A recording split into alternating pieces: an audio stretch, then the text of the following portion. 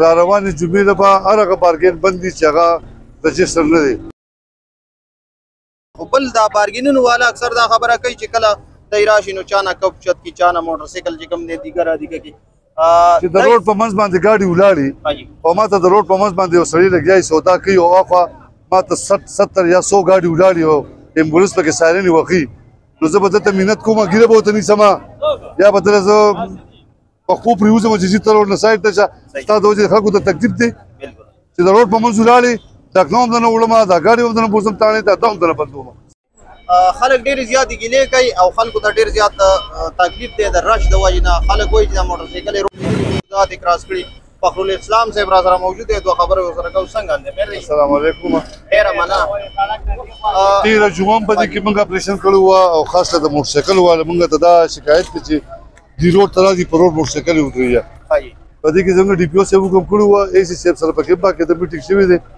را روانې جمعې لپاره هر هغه بارګین بند دي چې هغه رجسټر نه دی. موږ سره په نوشهره کلا کې دلته ټوټل 13 یا 14 بارګینې دي چې هغه رجسټر دي په یو اکسایز دفتر کې. صرف هغې ته به ترایي ځي، هغې به خپل دوکان کولاوي. باقي چې څونه ان رجسټر دغه دي د بارګیز او موږ بندو. او بیا خاص کر د مردانو صوابع چارسدي اټکو بونیر او سوات او پېښور دې خلکو ته زه ریکویسټ کوم چې تاسو په حیثیت مېلمانه نوښار ته راځئ. چې تاسو نوښار ته راشئ تاسو په کار دا دی چې موږ سره کوپریشن وکړئ او د روډ په سایډ ودرېږئ.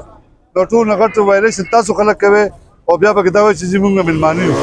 تاسو زموږ مېلمانه یې زموږ د سر ګلونه یې خو چې تاسو روډ د پاسه ګاډي ودروئ او ما ته روډ جم کېږي دې خوا ډي ایچ کیو هسپتال دی، هاخوا شاته چې دې زمانو کمپلیکس هسپتال دی او دا غټه ضلع ده ایمرجنسي راځي امبولانسو ته تکلیف وي.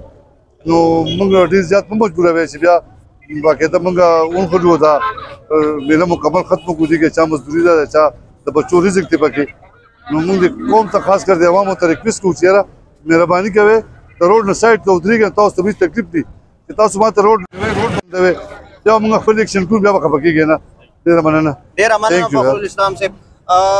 یو خبره کول غواړم، رش هم هر څه کاري معلومه خبره ده، خو بل دا بارګینونو والا اکثر دا خبره کوي چې کله دی راشي نو چا نه کپ چت کی چا نه موټر سایکل چې کوم دی دیګه را دیګه کی چې د روډ په منځ باندې ګاډي ولاړي او ما ته د روډ په منځ باندې یو سړی لګیا سودا کوي او اخوا ما ته 70 یا 100 ګاډي ولاړي او امبولانس پکې سایرن وخی نو زه به درته منت کوم ګیره به ورته نیسمه یا به درته زه په خپو پرېوځم چې ځي ته روډ نه سایډ ته شه ستا د وجې خلکو ته تکلیف دی چې د روډ په منځ ولاړې ډاکنه هم درنه وړمه دا ګاډي هم درنه بوځم تاڼې ته دا هم درنه بندوم.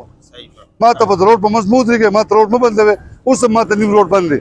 که تا دا قیمت شاته تو کړه تا وکتل سره شعور نشته چې ورګه زه سایډ ته شمه چې د خلکو ته تکلیف دی. دلته چې سهولت دی ټول خلک دې په تکلیف وي نو خیر دی.